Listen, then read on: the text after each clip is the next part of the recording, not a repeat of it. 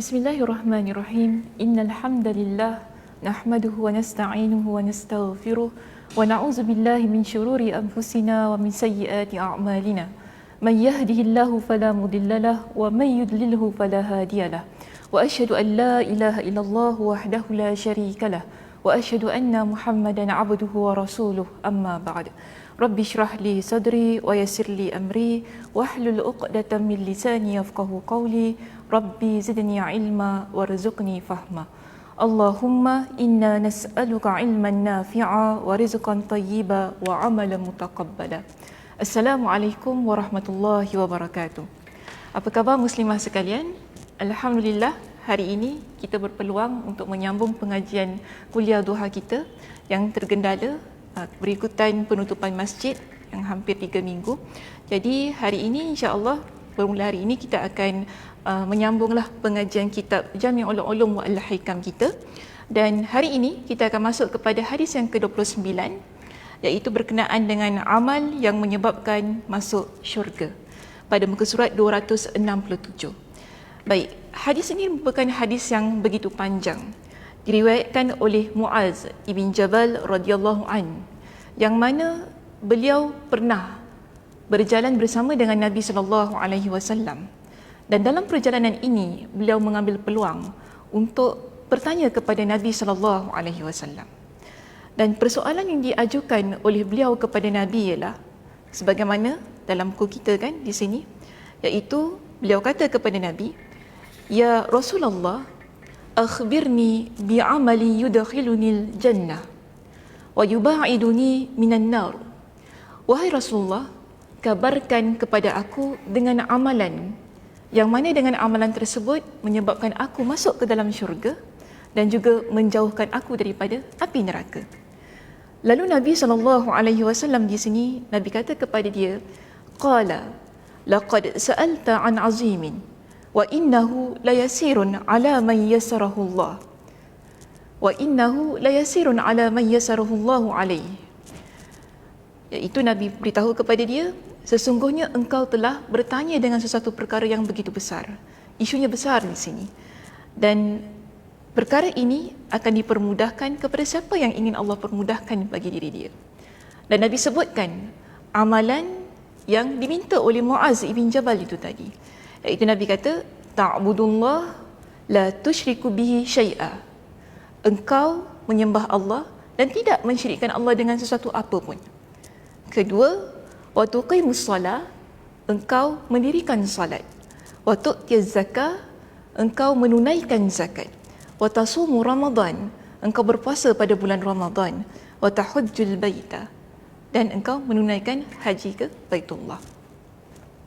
Sebelum kita masuk kepada perbincangan tentang hadis ini, ada ya sambungannya, ada panjang lagi lah, insya-Allah kita akan sambung pada sesi yang kemudian. Tapi di sini penting untuk saya memperkenalkan siapa Muaz ibn Jabal radhiyallahu an itu sebenarnya. Muaz ibn Jabal radhiyallahu an, dia bukan sebarangan orang ya muslimah. Muaz ibn Jabal radhiyallahu an adalah antara sahabat yang Nabi sallallahu alaihi wasallam cintai. Dan Nabi sallallahu alaihi wasallam pernah menyebutkan tentang keutamaan Muaz ibn Jabal radhiyallahu an. Yang mana Nabi kata, beliau adalah antara orang yang layak untuk kita ambil ilmu Al-Quran daripada dia. Dalam sebuah hadis yang diriwayatkan oleh Imam Al-Bukhari, Nabi SAW ada menyebutkan, yang mana Nabi kata, khuzul Quran min arba'ah. Ambillah Al-Quran daripada 4 orang ini. Pertama, Nabi sebutkan namanya Abdullah ibn Mas'ud. Kedua, Salim. Ketiga, Muaz ibn Jabal, dan yang keempat ialah Ubay ibn Ka'ab. Jadi di sini antara 4 orang yang Nabi sebutkan namanya ialah Muaz ibn Jabal, menunjukkan pengakuan Nabi sallallahu alaihi wasallam ke atas kemahiran dia, kemampuannya dalam ilmu Al-Quran itu tadi. Di samping itu, Nabi SAW juga mengangkat beliau sebagai salah seorang sahabat yang memiliki keutamaan dalam ilmu halal dan haram. Dalam sebuah hadis yang diriwayatkan oleh Imam At-Tirmidzi dengan sanad yang sahih, Nabi SAW menyebutkan, wa a'lamuhum bil halali wal harami Muaz ibn Jabal. Yang mana ketika Nabi SAW menyebutkan antara umat baginda kan yang memiliki keutamaan-keutamaan, dan antara mereka di kalangan sahabat Nabi yang memiliki keutamaan tentang ilmu halal dan haram, iaitu kefahamannya tentang ilmu tersebut adalah begitu tinggi, Nabi sebutkan namanya ialah Muaz ibn Jabal. Maka sebab itu ya muslimah yang saya kasihi, kita lihat di dalam hadis ini Muaz ibn Jabal, beliau memiliki kesungguhan bertanya dengan Nabi SAW. Dan satu keistimewaan yang saya lihat ada pada Muaz ibn Jabal ialah beliau di kalangan pemuda yang memeluk agama Islam ketika berusia 18 tahun, muda. Dan beliau juga, kita lihat di sini, beliau ni adalah di kalangan sahabat Nabi yang meninggal dunia pada usia yang muda juga. Disebutkan dalam kitab biografi ulama dan juga sahabat tentang usia beliau ketika beliau meninggal dunia, ada yang mengatakan 33 tahun ataupun 34 tahun. Maknanya usianya muda ketika beliau meninggal dunia. Namun dalam usia beliau yang muda itu tadi, kita dapati beliau menghabiskan usianya dalam perjuangan untuk menuntut ilmu Allah Subhanahu Wa Taala. Maka dengan itu kita dapati Nabi SAW meletakkan beliau sebagai sahabat yang memiliki ilmu terbaik pada hal halal dan haram. Dan di sini ya, bila kita rujuk kepada syarah hadis yang kita baca pada perenggan yang pertama itu tadi, kita lihat bila Nabi SAW menyebutkan kepada Muaz ibn Jabal itu tadi kan, tentang sesuatu tentang amalan-amalan yang menyebabkan seseorang masuk ke dalam syurga dan seseorang jauh daripada neraka Allah Subhanahu Wa Taala, kita dapati pada persoalan Muaz ibn Jabal itu tadi memiliki perhatian yang kuat ataupun satu kemahuan yang kuat untuk beliau melaksanakan amal-amal yang soleh. Dan ini juga apa yang dipertanyakan oleh Muaz ibn Jabal itu tadi merupakan sesuatu yang terkandung di dalam ayat Al-Quran, iaitu berkenaan dengan menunjukkan bahawasanya amal-amal soleh adalah sebab untuk kita masuk ke dalam syurga Allah Subhanahu Wa Taala. Di sini ya, kalau kita rujuk pada muka surat 269, ada surah Az-Zukhruf ayat 76 dibawakan oleh Imam Ibn Rajab Al-Hanbali dalam kitabnya ini. Beliau menyebutkan bahawasanya dalam surah Az-Zukhruf ayat 72, Allah Subhanahu Wa Taala berfirman, "Wa tilkal jannatul lati urithumuha bima kuntum ta'malun." Dan itulah syurga yang diwariskan, dianugerahkan kepada kalian disebabkan amal perbuatan yang telah kalian kerjakan ataupun kalian laksanakan. Bermakna jelas kepada kita dalam hadis Nabi yang kita baca tadi dan dalam surah Az-Zukhruf ayat 72 ini menunjukkan kepada kita antara cara untuk kita mengejar syurga Allah Subhanahu Wa Taala ialah melalui amal soleh. Ya, melalui amal soleh. Sebab itu di sini bila Nabi SAW menyenaraikan amalan-amalan yang dipertanyakan oleh Muaz ibn Jabal itu tadi, Nabi menyebutkan kepada kita dengan satu ialah amalan menyembah Allah Subhanahu Wa Taala dan tidak mensyirikkan Dia. Yakni ta'budullah la tusyriku bihi syai'a. Menyembah Allah dan tidak mensyirikkan Allah dengan segala sesuatu. Perkara ini tidak dijelaskan dalam kitab ini. Kalau kita rujuklah, tidak ada sebarang penjelasan yang diberikan dalam hal ini. Tetapi kalau kita rujuk pada muka surat 270, saya ingin pergi sedikitlah tentang doa yang dibaca oleh seorang lelaki yang dipertanyakan oleh Nabi SAW. Ketika Nabi bertanya kepada dia tentang apakah yang engkau baca setelah engkau solat, kemudian lelaki ini pun menjawab, "As'alullah al-jannah wa a'udzu bihi minan nar." Orang itu berkata, aku memohon syurga kepada Allah dan aku berlindung kepadanya dari api neraka. Wala uhsinu dandanataka wala dandanata Muazin. Dia kata, dan aku tak boleh untuk berdoa sebagaimana gumaman. Gumaman ni kita kata sesuatu yang didoakan dengan kebiasaannya, okey, yang kita biasa ucapkan, sebagaimana gumaman anda itu, dan tidak pula sebagaimana gumaman Muaz ibn Jabal. Tapi apa kata Nabi SAW kepada lelaki ini tadi? Dia mengisyaratkan bahawa mereka berdua banyak berdoa dan bersungguh-sungguh memohon dalam hal Allah masukkan mereka ke dalam syurga dan menjauhkan mereka daripada api neraka. Dan Nabi SAW ketika mendengar ucapan lelaki tersebut, Nabi kata begini kepada dia, mana tadi? Yushiru ila kathrati du'aihima wa ijtihadihima fil mas'alati faqala an-nabiy sallallahu alaihi wasallam haulaha nudandinu. Sekitar kedua itulah juga yang kami gumamkan. Maknanya Nabi beritahu kepada lelaki tersebut, kami berdoa sama sebagaimana engkau berdoa. Kami minta bersungguh-sungguh kepada Allah agar masukkan kami ke dalam syurganya, dan kami juga minta bersungguh-sungguh kepada Allah agar menjauhkan kami daripada nerakanya. Tapi kena ingat, dia bukan hanya sekadar doa kita semata-mata ketika kita ingin masuk ke dalam syurga Allah Subhanahu Wa Taala. Sebab itu ketika Nabi SAW menjawab persoalan Muaz ibn Jabal itu Nabi SAW menyebutkan tentang beberapa amalan, dan amalan inilah amalan-amalan yang wajib, iaitu Nabi kata kepada dia, ta'budullaha la tusyriku bihi syai'a. Engkau menyembah Allah dan tidak mensyirikkannya dengan segala sesuatu pun. Ini yang pertama.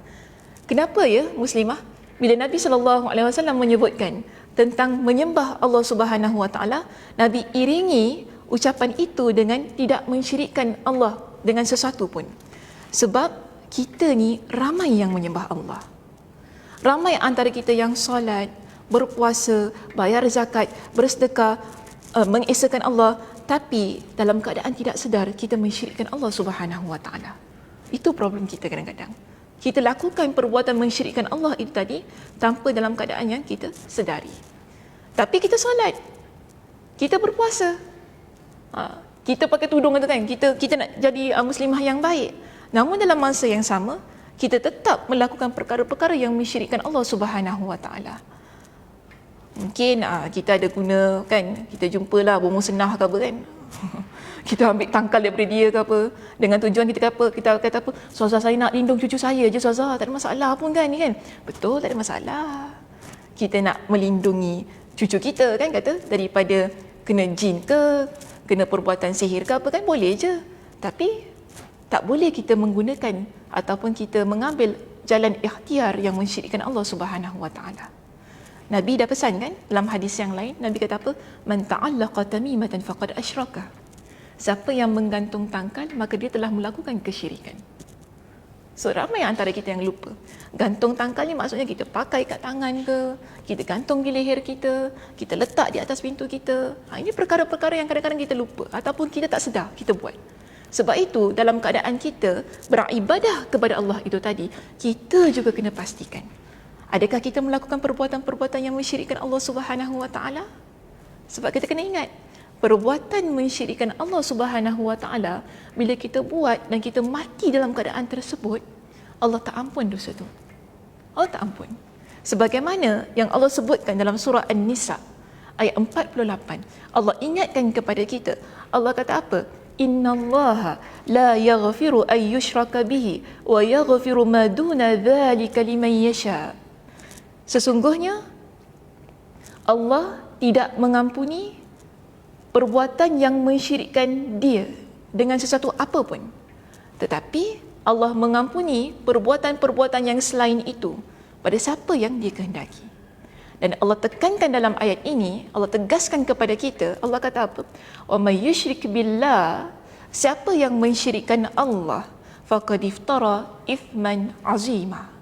Dia telah melakukan satu perbuatan yang begitu besar dosanya. Besar dosanya yang menyebabkan tidak terampun bila dia mati dalam keadaan yang sedemikian.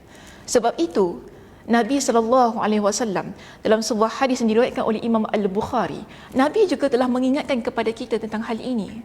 Yang mana Nabi SAW berpesan kepada para sahabat, Ala unabbi'ukum bi akbaril kabair? Tidakkah pernah aku beritahu kepada kalian tentang dosa besar? Dia dah dosa besar, tapi dia lebih besar daripada dosa-dosa besar yang lain. Nabi kata apa? Asyirku billah. mensyirikkan Allah Subhanahu wa taala. Uququl walidain, menderhaka kepada kedua ibu bapa, wa qauluz zur, dan juga mengeluarkan kata-kata yang dusta. Ini dah Nabi ingatkan kepada kita.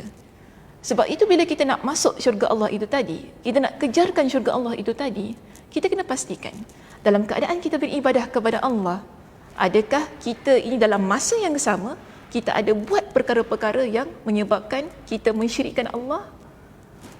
Sebab kalau kita ada buat perkara-perkara yang sedemikian, bermakna sia-sia amalan kita. Dah penat lelah kita beribadah tadi kan? Tapi kemudian akhirnya kita mati dalam keadaan dosa yang tidak terampun oleh Allah Subhanahu wa taala. Jadi kena ingat ya muslimah, yang pertama itu tadi, jaga baik-baik akidah kita, ibadah kita. Pastikan akidah dan ibadah itu tadi tidak ada perkara-perkara yang menyebabkan ianya tercemar dengan hal-hal yang mensyirikkan Allah Subhanahu wa taala. Baik, kedua, Nabi kata di sini, pertama tadi kan beribadah kepada Allah dan tidak mensyirikkan Allah dengan segala sesuatu pun. Kedua, Nabi pesan kepada kita, wa tuqimus solah, engkau mendirikan solat, laksanakan solat kita. Ini juga sama macam tadi kan kita kata beribadah kepada Allah tapi dalam masa yang sama mensyirikkan Allah Subhanahu wa taala. Dan berapa ramai antara kita yang meremehkan solat. Berapa ramai antara kita yang beriman kepada Allah. Kita mengaku Allah itu esa, kita mengaku Nabi sallallahu alaihi wasallam adalah utusan Allah, adalah nabi kita, tapi kita solat part time muslimah. Tu masalah kita ni. Solat part time. Tahu tak solat part time macam mana? Dia solat waktu apa? Maghrib aja. Tapi tu orang tak solat sebab apa? Nak tengok cerita suria tu. Pukul 7 kan? Itu masalah tu kita tengok. Solat Zuhur, Asar, Maghrib tinggal sebab apa? Tengok TV. Itu yang saya kata, tak jaga solat. Ataupun Isyak dah ngantuk, kita tidur terus. Dengan harapan lah kata kan, tak apalah nantilah bangunlah sekali sebelum subuh tu kita bangun. Tok-tok pukul 6. Ini tak boleh lah. Macam mana kita nak masuk syurga Allah kalau kita sendiri melakukan hal yang sedemikian? Maknanya kena jaga solat tu betul-betul. Jangan kita menyebabkan perkara-perkara yang ada di sekitar kita ataupun hal-hal yang kita lakukan, hal-hal keduniaan itu tadi, menyebabkan kita meremehkan solat kita. Sebab kena ingat, solat ini adalah amalan yang pertama Allah akan hisap ketika kita di akhirat kelak. Dalam hadis yang lain, Nabi SAW menyebutkan kepada kita, inna awwalu ma yuhasabu bihil abdu yaumal qiyamati min amalihi salatuh. Sesungguhnya perkara pertama yang akan dihisap untuk hamba ini kan pada hari kiamat, pada amalan-amalannya, salatuh, solat kita. Kita di akhirat kelak, amalan pertama yang akan Allah hisap, yang akan Allah lihat ialah solat kita. Sebab itu Nabi pesan di sini, jaga solat, dirikan solat. Sebab dia adalah amalan yang menyebabkan kita masuk ke dalam syurga Allah Subhanahu wa taala. Dan Nabi kata dalam hadis ini riwayat Imam At-Tirmizi dengan sanad yang sahih. Nabi kata, fa in saluhat faqad aflaha wa anjah. Jika amalan solat yang dilakukan itu tadi merupakan amalan solat yang baik, maknanya amalan solat itu dijaga dengan sempurna. Okay, bagus amalan solatnya. Faqad aflaha wa anjah, Nabi sebut. Maka orang itu dia telah menjadi orang yang berjaya dan orang yang terselamat. Berjaya dan terselamat daripada apa? Kalau kita rujuk dalam kitab syarahnya, kitab syarah Imam At-Tirmizi, iaitu Tuhfatul Ahwazi, dijelaskan kepada kita, sara mahruman minal fawzi wal khalasi qabla al-azab. Orang itu tadi kan, bila kita jaga solat kita dengan baik dan bila ketika dihisap solat itu pada hari kiamat, didapati solatnya adalah solat yang terbaik, maka dia itu diharamkan daripada perkara-perkara yang menyebabkan dia terkena dengan azab Allah Subhanahu wa taala. Maksudnya Allah Subhanahu wa taala pelihara dia, selamatlah dia daripada seksa neraka Allah Subhanahu wa taala. Tapi wa in fasadat, kalau amalan solatnya itu rosak. Rosak ni maksudnya lah kita solat tu tetap solat, tapi solat kita tidak diterima. Tak diterima ni mungkin kerana solat itu ada unsur riak kan, bila kita buat ibadah ini tapi bukan kerana ikhlas kerana Allah Subhanahu Wa Taala, amal itu terhapus muslimah. Tak dikira. Ini menyebabkan amalan kita rosak. Okey, sebab itu Nabi kata wa in fasadat, maknanya ada orang yang solat melaksanakan amal ibadah itu tadi, tapi amalannya tidak diterima oleh Allah Subhanahu Wa Taala, maknanya rosak amalan itu. Dan apa yang terjadi kepada dia? Faqad khaba wa khasira, maka dia rugi, dia gagal dan rugi. Nabi kata, kenapa gagal dan rugi? Kerana dia itu menjadi orang yang termasuk pada kategori mereka yang layak untuk menerima azab Allah dan siksa Allah Subhanahu Wa Taala. Itu yang kita tidak mahu muslimah. Jadi sebab tu kita kena jaga baik-baik solat kita. Kan? Yalah, mungkin susah untuk kita melaksanakan solat sunat ke apa kan? Tapi sekurang-kurangnya lah kalau kita dapat jaga solat 5 waktu kita itu dengan sebaik-baiknya, masya-Allah tabarakallah, dia akan menjadi peluang untuk kita masuk ke dalam syurga Allah Subhanahu Wa Taala. Ingat tak Nabi SAW juga pernah bersabda, khusus bagi kita orang perempuan. Nabi kata apa? Iza salatil mar'atu khamsaha. Ini saya nak masuk tentang solat 5 waktu kita ni. Iza salatil mar'atu khamsaha wa shamat syahraha wa hafizat farjaha wa ata'at zawjaha qila laha, kan?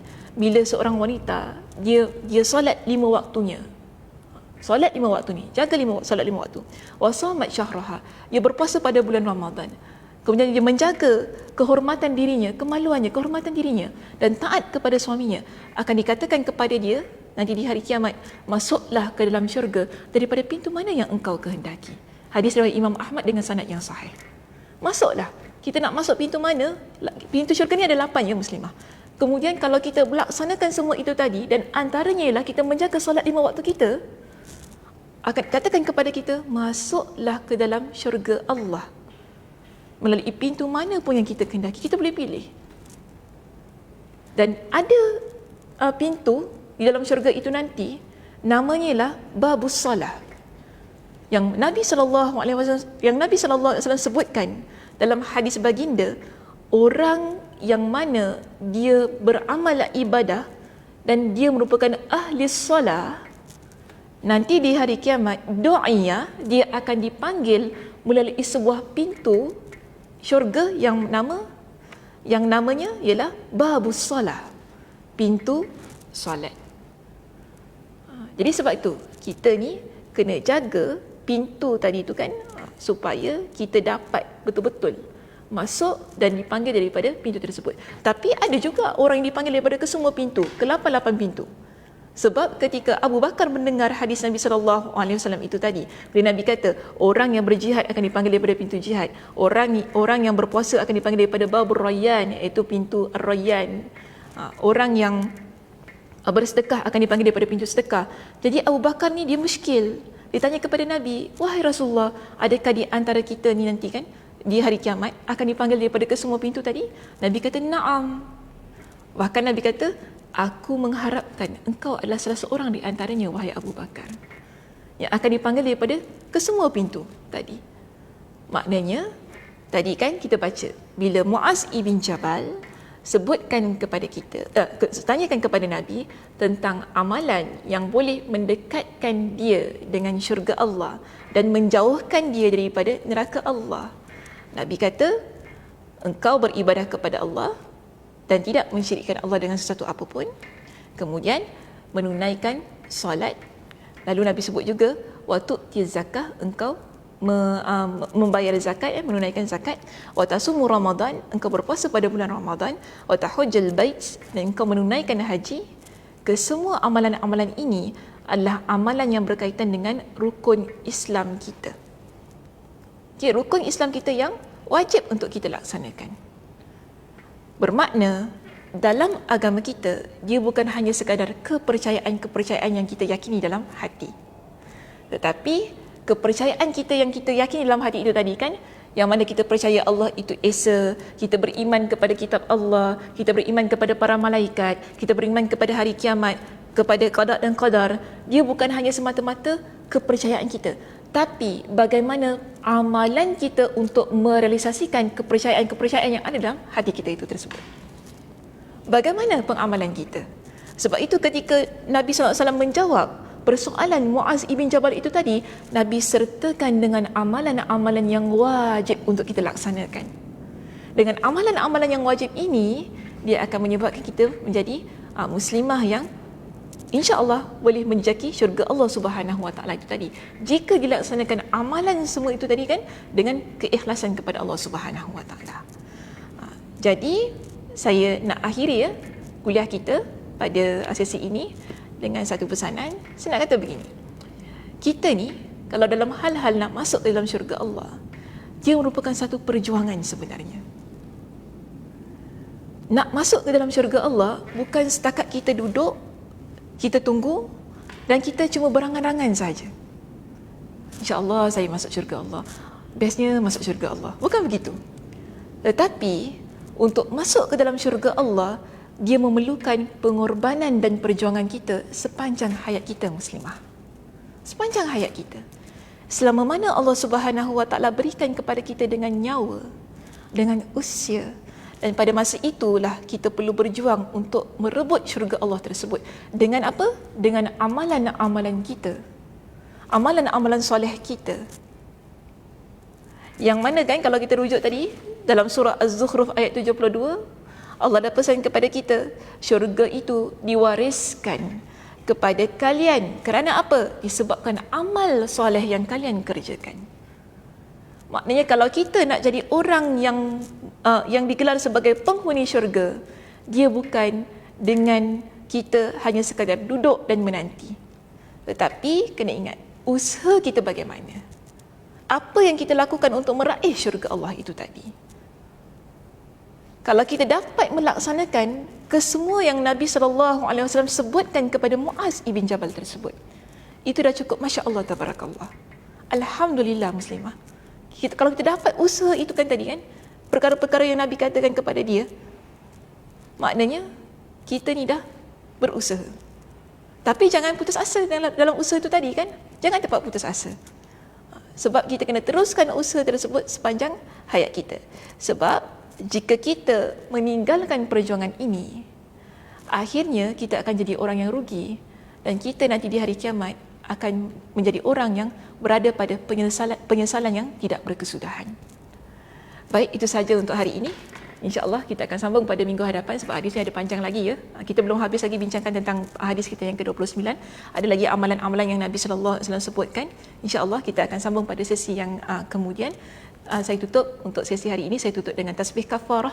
Subhanakallahumma wa bihamdika asyhadu an la ilaha illa anta astaghfiruka wa atubu ilaik. Assalamualaikum warahmatullahi wabarakatuh.